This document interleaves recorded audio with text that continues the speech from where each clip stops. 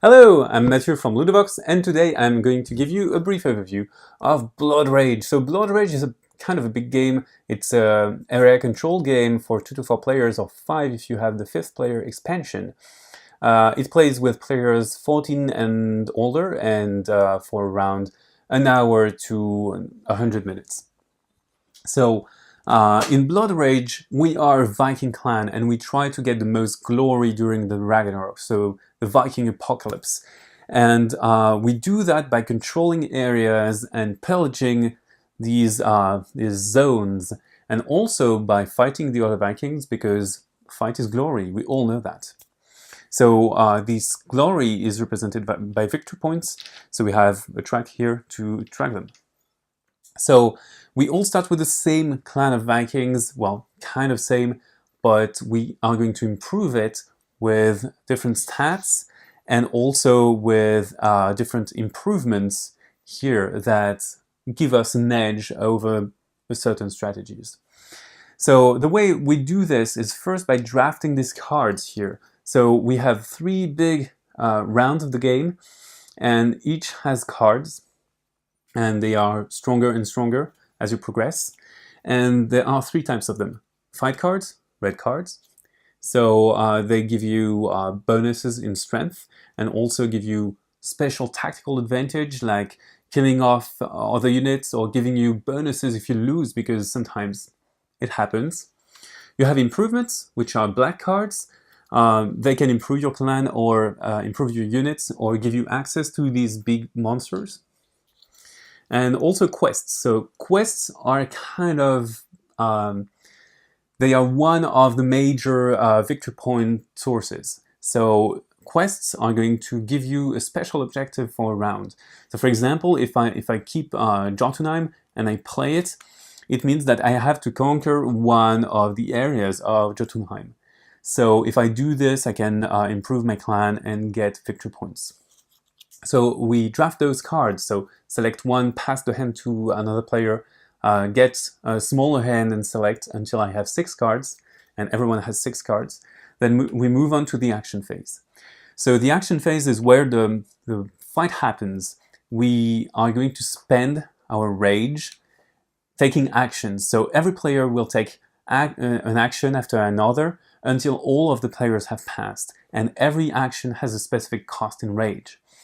So, for example, we can invade, so take units and place them on the board. We can march, which is moving units. We can also improve, which is paying rage to get an improvement. For example, I can improve my clan, or I can improve, I can have a dwarf king, so, or a troll. So for example, if I improve, if I take the troll improvement, I click my troll thing, I put my troll on the board because I get a free invasion with my troll, and that's it. And the final action, the 2 final actions are quests, so I place a quest face down, and finally the pillage. So pillaging is kind of controlling an area and taking the spoils of war, which are those tiny tiles here. Those spoils of war are going to improve my clan stats. So I get rage, which improves my rage on the subsequent rounds of the game. I have the axes, which give me more points if I win battles against other players. And finally, the horns that break my limit, because I have a unit limit. I cannot have more than a certain number of units. And the more I improve my horns, the more units I can have on the board at the same time. So pillaging can be interrupted by other players. So for example, if I choose to pillage Gimli, let's say that the other player, the brown player, can attack me and say, no, I don't want you to pillage Gimli because I want to do it. Every player is going to play one of the cards of his hand. We'll reveal it at the same time, add up the strength, the bonuses of the red cards. The others don't count, they are worth nothing. And then the loser would lose all of his units on the area.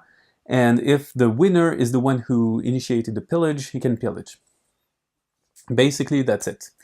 If you decide to pass, or if you cannot play anything else, your rage goes to 0, and you cannot play until you have at least 1 rage. Once every player has passed, we move on to the next phase, we discard the cards, we check if the quests are accomplished, improve the clan stats and the victory points if needed. Then we move on to the Ragnarok phase. So the Ragnarok phase is the phase where we destroy things. So for example, here it asks me to destroy Enlang. So it's this province. It is removed from the board, it becomes inaccessible, and if any units were there, they die in flames and give victory points because it is a glorious death.